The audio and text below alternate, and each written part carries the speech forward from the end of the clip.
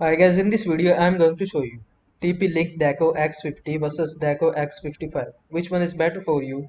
Let's look in the video. First, talk about processor. The quad-core processor is available on X50 and the quad-core potentially more powerful processor is available on X55.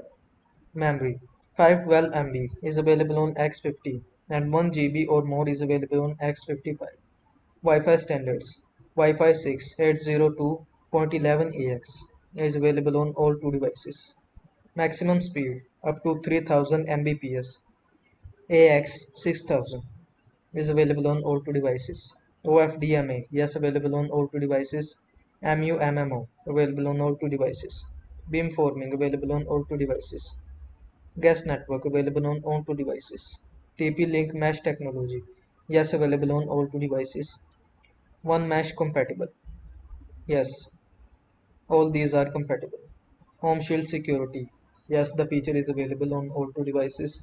Parental control. Yes, the feature is available on all two devices. Alexa integration. Yes, the feature is available on all two devices.